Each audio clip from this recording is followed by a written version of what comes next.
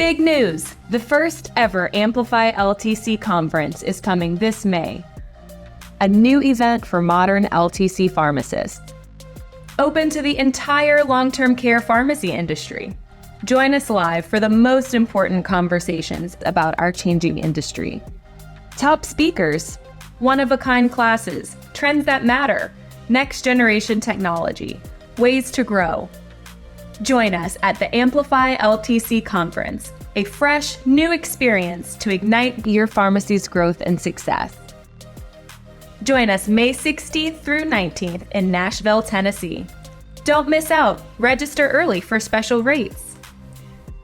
To learn more, visit AmplifyLTC.com.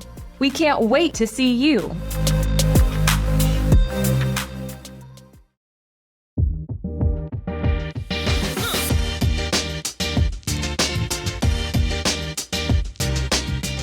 Welcome, everybody, to the Amplify Long-Term Care podcast. This is Frances Nahas, your host. I am thrilled to be here today with Paul Shelton. And Paul, I'm going to hand it to you to introduce yourself. Thanks so much, Frances. I'm Paul Shelton. I'm a 15-year veteran of the long-term care pharmacy space, time with some automation providers as well as some wholesalers, and really excited to get a chance to chat with you again. I think the last time we talked was about a year and a half ago when we were at the show in Texas. And at that time, we were talking about manufacturing mindset and pharmacy. Yep. And we went deep into Six Sigma, which is near and dear to my heart. A lot of fun. And we, it's part of what we do with Pharma Complete. And we've actually really expanded out into the long-term care at home space as well now. And really looking forward to talking a little bit about that today. So awesome. How'd you end up here? How'd I end up here? I was like, it's a very broad question. Said, go back farther. You were born and then... Yeah, exactly. So honestly, I was leaving the military. I had spent 10 years in the reserves and early 2000 or late 2000s, and automation company based out of Raleigh, Durham, North Carolina, was looking for someone who could speak Army and fix problems. And I could write everything I knew about pharmacy on the inside of a matchbook with a grease pencil, and but I knew how to fix problems and speak Army. So they pulled me in and said, "We can teach you pharmacy. We can't teach you work ethic." And so that led to an 8-year career with Parata Systems. From there, I went into McKesson. During my career at Parata, I helped stand up a long-term care group within Parata. They did a fantastic training program where they actually had us go and work in long-term care pharmacies as a way to learn the space. So nothing better than learning from the people doing it every day. And really took that passion for learning long-term care and turned it into a career path. And went to McKesson, ran the alt-site sales channel, working for one of the best folks I know, Rich McKeon, as the VP of alternate site over there. And then started Pharma Complete in 2019 as a way to help really answer questions that there wasn't a good answer for in the industry, if that makes sense. You know, a lot of different consulting organizations were working within the space, but they were all tied to somebody else. And so if it's McKesson's consulting group, all the solutions look like McKesson. If it was Cardinals, they all looked like Cardinal. Yeah. And surprise. So we could really be this independent voice of pharmacy and saying, hey, there needs to be a better way to do things. And that was almost almost 4 years ago now. And since then, we've grown out of just the LTC space into everything from LTC to combo shop to retail community pharmacy. And really, try to help determine what the next pathway for pharmacy is and see where we're going from here. Yeah. So you see a lot of pharmacies in your work. What are some of the things that you say, hey, consistently pharmacies do this great and consistently they really struggle with these things? I would say independent pharmacy, whether it's independent long-term care, independent community pharmacy, consistently does an amazing job in taking care of their patients. The care and the passion that our pharmacist partners have to what they do every day is amazing. I really can't. I mean, it's no wonder that pharmacist for many, many years has been the most trusted profession in the United States, or one of the top 5 trusted professions in the United States, because really what what our pharmacy partners are doing is they're providing first line care when in many cases patients can't get access to their doctor. They can't get access to a primary care provider, and that pharmacist is the only healthcare provider they can talk to. Right. That's what they consistently do well. And again, it doesn't matter setting. It's just, I'm amazed at how well they do as an industry and as a group to really provide that next level care. Technicians going over and above, practicing at the top of their license, doing immunizations, pharmacists, where possible, providing direct medical coverage or direct medical care, test and treat. Just really thinking outside the box and finding new ways to practice. Consistently, what they don't do well is provide metrics for their team. They don't provide promotional pathways for their technician team members. I mean, I can't tell you the number of times that I've talked to pharmacists where they're like, I've got this rock star fulfillment technician. I'm going to promote them. I'm like, cool. To senior fulfillment technician? No. We're going to move them to data entry. Huh? Yeah. That's not the same skill set. And so providing those promotional pathways and the efficiency gains that come from that is really, really important. Something that we haven't really done well as an industry. And really not taking that deep dive look at staffing. I think consistently pharmacy operators and managers look at ways to save money that, there's only so much there, if that makes sense. Yeah. You go to your wholesaler, you beat them up for 50 basis points, but you're completely disregarding the 4.5 percentage points of revenue that's sitting in your labor pool that's underutilized. Yeah. Right. And COVID's taught us one thing, which is it's super, super hard to replace quality people. Yeah. And so I think that's the thing I see most needed is really just finding ways to keep people, retain them, and provide a quality pathway for them. This is a fantastic topic, and one we've started to talk about, and I think a lot because you see it in a lot of careers, which is, hey, you go to school and you learn a profession, and you kind of go take a job, and you're promoted, and it's not that often that folks have the opportunity to say, okay, stop, let me learn how to manage a team really effectively. Let me think through, what career progressions look like, or how you create a really engaging workplace. So it's a really interesting topic. I think a lot of companies outside of long-term care pharmacy, truthfully, struggle with this, which is, absolutely, hey, how do you create an engaging place to work for employees? So I'd love to kind of tease on that thread a little bit. Yeah, that's a great call out. One of the things that I've found to be really entertaining or challenging when we talk to long-term care pharmacies, especially, is like we ask them, say, what's your promotional pathway for your pharmacists? Right. And you just get this blank stare. It's like, well, they're a pharmacist. Okay, well, what's next? Yeah. They're pharmacists. Okay, yeah, I hear you. But it's like, what do they do when they want to become a senior pharmacist? And a lot of times it's allowing them to practice differently, go get their immunization certification and go out and do immunizations if that's the direction they want to do to provide direct patient care. It's providing those pathways to make a team lead over a group of pharmacists, and then having pharmacists available to the technicians to make them more effective, and having people looking at people's skill sets, right? Like, so when my team was managing a pharmacy here in Central North Carolina, I had a team member who is this rock star fulfillment technician. He literally produced 150% of any of our other fulfillment technicians, and being from long-term care pharmacy, I was like, dude, awesome job. We're going to promote you to data entry. And 5 days later, he's standing in my office resigning. And I'm like, what's going on? He goes, the reason I do that really well is I hate people. I don't want to interact with the public. I don't want to talk to people. That's fantastic. I want to put my headphones on and listen to music and just fill prescriptions. Yeah. And I'm like, cool. So my VP of operations and I figured out a way to put a promotional scale in place based on productivity that basically rewarded prescriptions per hour that were accurately completed. Now, the accurately completed is a very important part there, right? You don't want to reward fast, poor quality. Right. You don't want to reward slow, great quality. You want to have a balance. And so we were able to create a matrix of, okay, if you're producing and everyone has access to the same volume of prescriptions, you can't cherry pick you can't have people be able to cherry pick based on this, but every person has a metric that gives them to the senior tech, and then, or maybe it's a tech lead and then to senior technician, or however you want to classify it, gives them the opportunity for that promotional increase.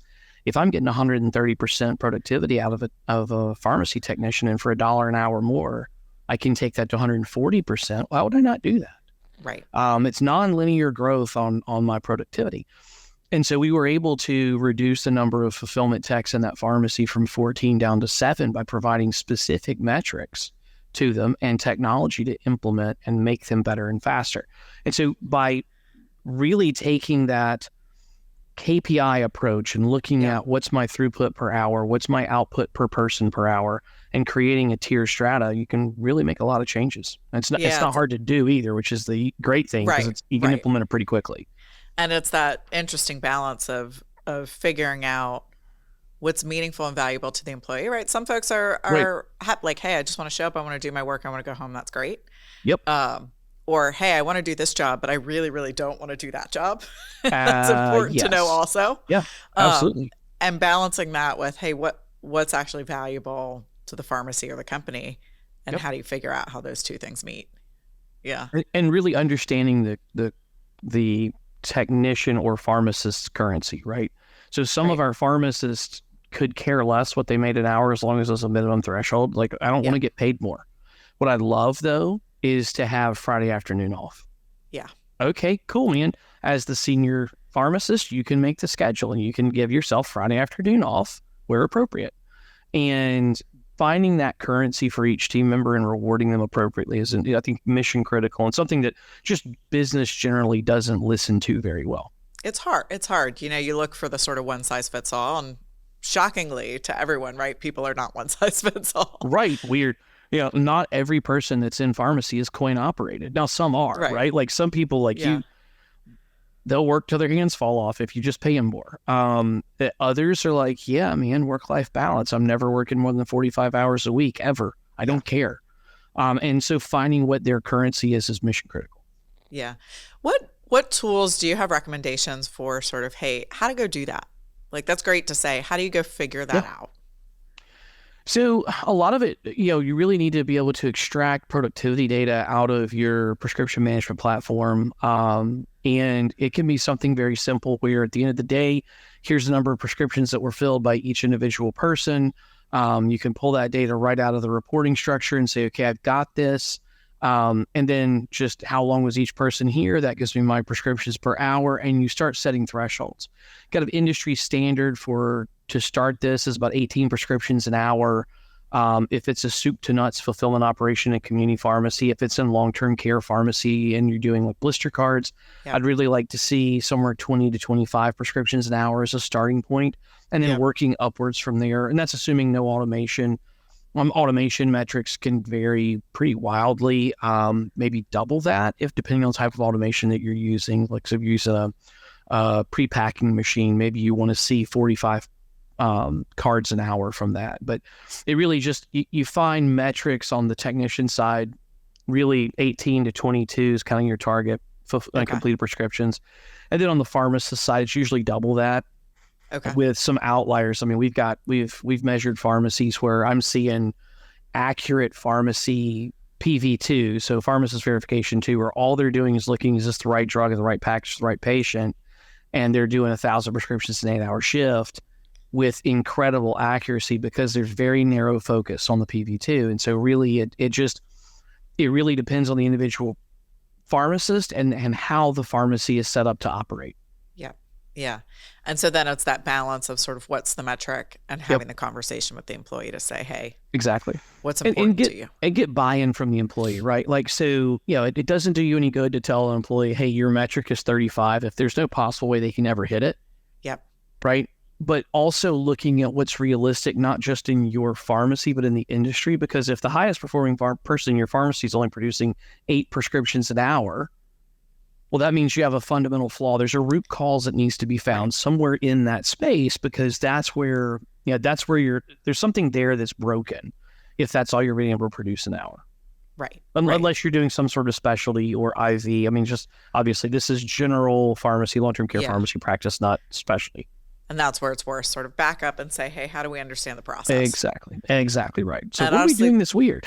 Yeah. And honestly, the folks who are filling it are probably the ones who know. How do you engage them in, like, great, this is what we're doing. We'd love to be at 10 or 12. we'd love to ultimately get to 18. How do we do it? That's exactly right. I commonly refer to start with a junior person in the room and ask them where the problems are. Because if you start with the senior person in the room, you have what's called commander's bias as you go through that process. So, learn this from the Army. If the captain, who's the commander for the company in the room, says, this is the problem, it's amazing how every single NCO in that room says, yep, that's the problem, sir. You found it. You're the man. Whereas in this case, what we want to do is get the most junior person in the room to articulate what they think the problem is and work up from there, because they're most likely going to not identify a problem, but a symptom of the problem. And then because they may only have only been in the pharmacy for 3 months, they may not know the true root cause. One thing. Yeah. Exactly. They see the rock. What they need to look at is the rock that's under the rock, and that's the actual problem. And so we just need to move it forward in the process. And so by starting with that junior person working up, I find it to be very effective at getting to a root cause analysis. It's effective at getting to a root cause analysis and also just including everybody in the solution to the problem. Exactly. And building consensus, right? Everybody says, wow, I never thought about that, right? Yeah. Yeah. I feel like one of the lessons I've taken at some point in my career is when the going gets tough, make it a game. Yep. And that's same thing where it's like, hey, if you've got a really big challenge, how do you include everybody in figuring what's the solution? But I love that too, where it's like, start with the most junior person in the room. Yep. They see things you might not see. Absolutely. Always ask the janitor first, what's the problem in this space? Well, the trash can is in the middle of the floor and people have to walk around it every day. Where would you put it? I'd put it right over there. Let's move it then. All of a sudden the workflow opens right up. It's weird. Yeah. Person knows nothing about pharmacy. They just know that that's in the way. Yeah, exactly. Yeah. So let's talk long-term care to the home. Yeah. This is a new emerging area. What do you see in this space? Oh my goodness. I see so much opportunity. I mean, you look at last year, CMS paid for long-term care services for roughly 13.5 to 14 million patients, right? Yep. There's like 3.5 million beds in the country. So where did that other 10 million patients receive care? Well, it's long-term care at home, right? They receive that long-term care, some sort of long-term care payment for home services. And so we got this huge emerging market. And I laugh. I keep hearing who's turning 65? Who's turning 65? It's like, I don't care. But my dad is very recently turned 72. Yeah. He's in his last semester of his executive MBA at NC State, just opened his third business, and has had an iPhone for 14 years, right? So since it came out, day one, or however many years that was, I think so 14 or 15 years. And so he's technologically engaged, very, very healthy, but is not anywhere close to needing long-term care services. He's 72 years old. I want to find out who's 85, who's that chronic patient who's going to break the system. The other thing is he's never going into a facility. He said it's not going to happen. I'm going to die in place, because for him, aging in place he's like, I've worked hard my entire life. I've earned that. I have the ability to stay in place. His mother is actually still alive, and she has decided to age in place. And so she has a home care aide that comes in once a day into the home. She's in her mid-90s, and she's still independent. Right. Yeah. But she needs that home care. She needs someone to help manage her medications, to make sure she's taking them correctly. She's not on but a handful, but it's very important that she have that next level of care so she can stay in her home. Yeah. And so what we're seeing is their two generations are completely breaking long-term care as we've known it, because they're not accepting, I just have to go to a home now. That's not one of the choices. And so what long-term care at home has really been able to address is that patient population, but also the simple fact that COVID taught us that people don't want to be in a facility to start with, especially when their family can't get to them. There are amazing facilities out there and amazing ways to treat patients in facilities, and all of our long-term care pharmacies are doing a great job of it. But there's all these other patients who are receiving care at home that need the support of a long-term care pharmacy that just don't have access to that because it's not been something that's been really pushed. And so when we say that, what we're looking for is patients that are on a Medicare or Medicaid waiver program. Okay. So thinking like home and community-based services, age-blind disabled patients, maybe patients that are at home or that are end-stage renal disease, being dialyzed. Those are all examples of waiver programs or early access programs for Medicare or Medicaid. Those patients would qualify for long-term care at home automatically because they're in these waiver programs. Okay. Then outside of that, you've got this concept of, okay, well, I've got my chief of staff's dad, for instance. He can't drive himself anywhere safely. Doesn't mean he doesn't try. It means he shouldn't. It's a whole different problem we can discuss, right? Exactly. He's on 27 medications, takes 2 shots of insulin a day at minimum, and desperately needs someone other than him or his wife managing his medications because it's an extremely complex regimen. Right. And so what he's been able to do is partner with his local pharmacy, have them provide compliance packaging to them. They deliver it to his home. He can't safely ambulate out of the house consistently. Just because of some of the meds he's on, just make it unsafe for him to drive. And so he meets the criteria. He's on 3 or more chronic conditions. He has 2 activities of daily living that he needs support with. Those are both IADLs and BADLs.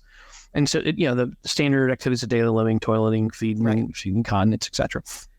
And so he's got 2 activities of daily living or more with support, and he's on medication to support that. And so that's his criteria. The pharmacy then needs to meet the 10 criteria of long-term care, 8 of which apply for long-term care at home. So you don't have to have emergency boxes or emergency log books because obviously you're not in a skilled facility. But all the other 10 criteria from 2005 CMS guidelines, you have to meet those. And then that patient profile now says, okay, this is a long-term care at home patient. Patient is now qualified. Now we can potentially bill that, right? So now we've got this patient. We know what it looks like. We know who the patient is. Our long-term care pharmacy partners that are dispensing into skilled nursing facilities, if they've got 1,000 beds, probably 30% of those are skilled, maybe 25% are skilled. So that's 250 skilled beds, like the Medicare Part A short stay beds. And they're turning those beds once every 18, maybe 15 to 18 days. Okay. Which means they're discharging 400 patients a month from their facilities. All right. 50% of those are going back to the community, right? Okay, I'm not a math wizard here, right? But if I can capture 50% of that, that's 100 to 200 patients a month that I can grow my pharmacy without adding any new facilities. Right. And these patients are all to be going home close to the facility that they left from, right? So you can cycle them to a specific date, providing that first 14-day fill as they transition out of Medicare Part A. You can bill that as an 03 residence code because it's a non-billable day on Medicare Part A, deliver it to the facility, contact them 7 days later and say, hey, I understand that you transitioned out of, Piney Bluff home. You're now in your own residence. Could I continue to provide service for you? And of course, not every plan pays for it yet. We're working on trying to fix that. There's a huge alliance that's pushing that. There's a long-term care home pharmacy network that's pushing that. NCPA's long-term care division. I mean, you've got this just giant push to change how payers look at this space. But the reality is if you can provide those services, you can reduce the cost of care for the plan. You can reduce the burden of care for the patient, and you can reduce rehospitalizations. And at the end of the day, that's the mission, right? It's keep patients in their home happy and healthy as long as possible. Yeah. And it's, having seen this a couple times, it's also that transition's really hard. You go from having people who are there all the time, who can help you, who can talk to the family, who can explain what's happening, who can figure it out, to it feels like you fall off a cliff, right? It's like, and you're home, good luck. You've got patients and caregivers trying to figure that out. And so if there's a way to actually bridge that, you have to believe that not just is there sort of a market that's receptive to that, but it's going to end up with better care in the end. Absolutely. So understanding what that transition looks like, making sure the patient and the caregivers have the resources they need to actually transition easily into the home. Yeah. That's exactly right. Yep. So that's so if you're a long-term care pharmacy and you're interested in looking at this, what are some of the things you ought to be doing? I would start with doing a quick evaluation of your patient population. Are you transitioning patients out of skilled nursing? Are there skilled nursing facilities near you that you could pick this service up for that aren't currently your customers, right? They don't have to be, you don't have to be partnered with a facility for it to be somebody that you can work with on this. That's something, the big players in the market aren't touching this. Right. 50% of the market's taken up by 2 pharmacies. They can't spell long-term care at home right now. And so why not plug into some of their facilities, right? So Right. finding a patient source is always the first concept. If you're a community pharmacy and you're listening to this conversation, I will bet dollars to donuts that you have patients in your book of business right now that qualify. We look at community pharmacies all day, every day who are doing, if you're doing more than 100 prescriptions a day, you've got enough, probably more than 50 patients that would qualify for long-term care pharmacy at home services already in your book of business. You don't have to go hunt them down. But if you're a closer long-term care pharmacy and you're serving any skilled nursing whatsoever, then you have an opportunity to grow your business very quickly. Now, is it all sunshine and rainbows? No. So a couple things. You don't get paid as much. I wanted sunshine and rainbows. It's weird. Pharmacy is not sunshine and rainbows. Who knew? So in this particular scenario, there are some things that are a challenge. So right now, the reimbursement is at retail rates with no DIR fees for ESI and Humana. ESI and Optum. That probably will change in the very near future. That's the goal. That's what all this advocacy is about, is changing that reimbursement structure. There are 2 current payers that recognize long-term care at home and do pay skilled nursing rates. Unfortunately, they're tiny and only usually represent about 1.5 to 2% of a pharmacy's volume, and that's Navitas and Magellan. And they have a special attestation form that you fill out once a year, submit the form, everybody's happy, they pay you skilled nursing rates for at-home care. So there is some downside there. CVS and Humana don't currently recognize this in any format, even though they can obviously see the value. What they want to do is understand how can they know that the pharmacies that are billing for long-term care at home are doing it the right way, and not abusing it, just saying, oh yeah, I'm totally providing all these extra services, and they're not doing anything at all other than just saying, hey, we delivered and we provided compliance packaging. That's not what we're talking about. Right. The patients have to qualify. You have to be providing additional services. So if you're looking at how to start this process, find your patients, find your patient source, create a transitional care program, pilot it with a very friendly facility first. Once you're done with that, expand it to all of your skilled nursing facilities and go forth and create value. I would recommend synchronizing patients around a facility to a similar delivery date. So if you're delivering to, say, if you're in, say, we're here in Central North Carolina. If I was going from, say, Raleigh-Durham or Durham, and I'm going north up 85, and I've got facilities up north, I'm going to try to deliver all of those on the same day, so that I'm going to individual residences. I've got one driver who's doing that, and then another one that's going west on a different day. So maybe Tuesday is north, Wednesday is west, Thursday is south, and then Friday is east, and do that each week, so you're not having to deliver all over heck and half a creation. Right. You're able to keep that delivery cost, because that is obviously the biggest change. It's almost like thinking of it as like mock facilities. Like that's north exactly is right. your location 100%. facility. Like you have your north is sort of a bucket of a facility, but it's just all the people who are long-term care at the home. That's exactly right. And I would actually codify it as such. So that's LTCAHN North, right? So that's literally, you're putting that as a facility code. Everybody on those gets synchronized to the same day of the week. And it's important, I think, too, to do 28-day cycles here, because you're not, unlike in a facility where you may be delivering 30-day cycles, and that's okay because it's calendar, whatever. In these, you want to keep the delivery day the same, so you're not having to do a ton of deliveries on Saturday and Sunday, because obviously that increases labor costs dramatically, and also increases patient abrasion pretty dramatically. So thinking about it as a weekly exactly. activity. It's a 4-week cycle. You do 13 of them a year. Yeah. So what else do you observe in long-term care pharmacies that folks should be thinking about? Oh, wow. Okay, so it's a big question, very broad question. Yeah, so we talked a little bit about labor, talked a little bit about KPIs, definitely long-term care at home. I really think it's, the future of long-term care is about data. It's about understanding where your patients are at all times, understanding how they're being treated. How do you reduce your costs? Like looking at how someone is, like your stat utilization, for instance. If you've got a facility who's having you stat them 500 milligrams of acetaminophen because they forgot to order floor stock on a Saturday, maybe it's time to have a conversation with them about utilization of your resources and really having those candid conversations about, hey, we're more than happy to deliver when it's truly an emergency. But if this is not an emergency, this is a very expensive one-off delivery for OTC Tylenol, right? And so really looking at data and understanding what your costs are for your deliveries, like why are you having specific facilities that have inflated delivery costs? How can you normalize those?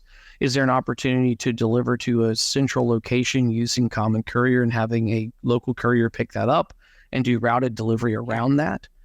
Just thinking outside the box a little bit on how courier costs are being managed, because generally your top three expenses in your pharmacy are drug costs, which we've already talked a little bit about. There's not, I know there's this perception that the big three are just printing money every year, but if you look at their end of year reports, I always tell folks, I'm like, go look at their 10K. They're public companies. They publish that. They're 1% margin businesses, right? They're not. Absolutely. and they may make slightly more than that on smaller pharmacies because they have to cover delivery costs. But we have raced to the bottom over the last 10 years. There's not much left on that. There's not much meat left on that bone. Right. Personnel, second largest cost in the pharmacy. If your personnel costs exceed 12 to 13% of your top line of your gross margin, or gross revenue, then you have too many people in your building. You need to figure out why. Right. Yeah. Third highest cost is delivery. And it always, it's like, sky's blue, water's wet. Here are your top three costs in long-term care pharmacy. Yeah. And so if you can control that cost by consolidating orders, by reducing the number of shipments per week to emergent, like talking with providers in those facilities and say, okay, is this benazepril change truly emergent, or is it okay if it goes out tomorrow on the normal routine route, instead of us statting this for $75, right? So if just having those conversations, can this change at next cycle? If you're doing if you're cycle fill on weekly or shorter, all changes should default to change at next cycle. And then if it's an issue, you can then stat it. And you should be able to reduce your stat runs by about 90 to 92% by changing, if you're doing weekly or shorter cycles, just by having those conversations with your providers to say, help me work with me on what is truly an emergent change so we can address that.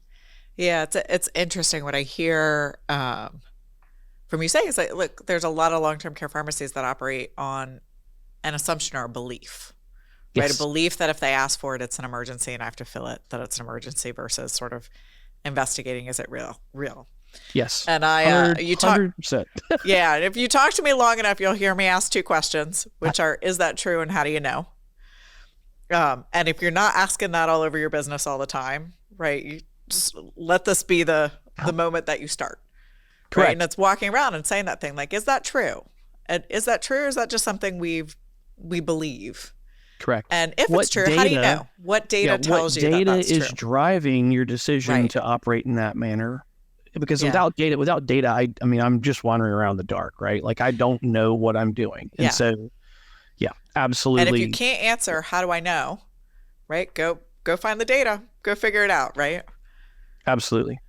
Yeah, that's fantastic. Yeah. And that data exists somewhere, probably in your prescription management platform, in your courier company's database, or in the head of the most junior person in the room, to bring it all the way back, right? Yeah, absolutely. I've had some profoundly embarrassing conversations where I'm like, wish I'd have thought about that. Jeff Bezos very famously says, he was working in the first warehouse of Amazon, and they've got books stacked up everywhere, and he's walking around on his hands and knees, and he's toting boxes of books. And he goes, man, we got to get knee pads. One of his team members says, or tables, either way. Right, or tables. Okay. It's a classic, right? There's a couple ways to solve the problem. Yeah, exactly. Right? There's a couple ways to do this, Yeah, too funny. So, rumor has it you're a big soccer fan. That's a vicious rumor, but yeah, it's a true one. Absolutely. Yeah. So I have a strange question for you. Yes. How's pharmacy like soccer? Oh my goodness. Or what lessons can we take? Have you seen the TV show Ted Lasso? Yes, of course. One of the best. All right. Just believe. Just believe. Right. So pharmacy is one of those things I love. First off, that's a fantastic question. You're welcome. So you spend a lot of time training and practicing and setting things up, and in soccer, football for those who are outside the U.S. But in soccer, you spend so much time training and creating plans. And as Field Marshal Helmut von Moltke said, plans never survive contact with the enemy.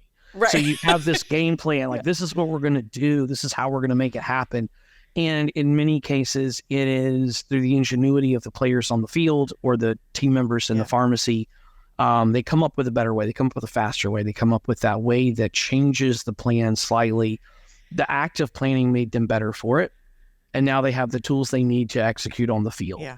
And that's where I say just believe, right? Like, so they get out there and they believe that they can do something better. And that's really where we are with the long-term care home pharmacy network is we believe this is the direction of pharmacy. This is where pharmacy is going. And we know that if we continue to plan and continue to work and continue to train, then we are going to be able to be successful and win in the longer, not battle, because it doesn't have to be confrontational, but the longer discussion with PBMs and with payers where we know we show value as pharmacy and we can really change that reimbursement model. That's awesome. So how'd you get into soccer? So my dad played soccer in college. He went to Western Carolina University. Yeah. And so you had no choice. No, he found out that if you played soccer, you got double food, like double rations at the dining facility. Oh. He didn't realize how much energy soccer burned. Yeah. And he lived in Greece when in high school and middle school. And so, he had a passing knowledge of soccer, and he said, yeah, cool. And he was really fast. And the coach said, you're terrible at soccer, but you're fast. I can teach you to play soccer. I can't teach you to run faster. And so basically from the time I was old enough to stand up and identify a ball, the only ball that was available was a soccer ball. And so I started playing when I was 5. I was a terrible soccer player until high school. And then I was just marginally okay, but just a passion, something I loved. And I was one of I had an across the street neighbor in high school who was actually from Manchester. And awesome. he would get VCR tapes of Manchester United games and we would watch the games, and just watching how different Premiership was from anything that we could see in the States at the time, because it was pre-MLS. Before there was a Major League Soccer system where it's like, holy cow, this is a whole different game. And seeing the amazing, like, again, how beautiful the game is as it's played, well. Same thing as going into a great, well-run pharmacy. It's like, holy cow, it's just quiet. There's organized chaos happening. And that's the same thing you see on a soccer field. It's just organized chaos. And played some club in college and just have enjoyed it ever since. I love the analogy of like a soccer team to a pharmacy too, where it's the idea of sort of like, hey, everyone's running, but they all know where they're supposed to be, right? Correct. Yep, exactly. It's like, we talk about when I coach soccer, I talk about you don't pass to the person, you pass to the space the person's going to be in. Right. And that's a lot of time in pharmacy. That's what you're doing. You're handing off a prescription. You're handing off a movement to where someone's going to step in and pick it up and take it with them. So it's really, it's first off, great question. I love it. And I think there is actually a really strong analogy there. So really cool. Fantastic. Well, fabulous. Anything else that you want to add before we wrap it up? How can folks find you? Yeah, absolutely. Great question. So you can find me in 2 places, pharmacomplete.com, click the About Us or, hey, ask question or, ask me how. You also hit me up on my email at pshelton@pharmacomplete.com. Or you can find me at the Long-Term Care at Home Network, which is ltcah.com. Had the pleasure of being able to help create that business with our dear friend Lindsay and Joe, friends Lindsay and Joe and Cindy and Joey Dymowski. And it's been an absolute ball because, we can see where this is going. And of course, my whole extremely talented team has been a massive part of creating that. And so you can find us at ltcah.com. And there's a request information or join now, and great opportunity to get into that space. And that's a perfect example of pass to where the ball is going to be, or pass to where the player is going to be. That's right. That's the goal. Fabulous. Well, awesome. This was really fun. It was great to see you again. Absolutely. Great to see you. And thanks for everybody listening. Thanks for being with us today, everybody. This is our pharmacy podcast for long-term care. You can find us on YouTube, Spotify, or Apple Podcasts. Please subscribe and continue to listen for great conversations around long-term care and how to elevate your pharmacy.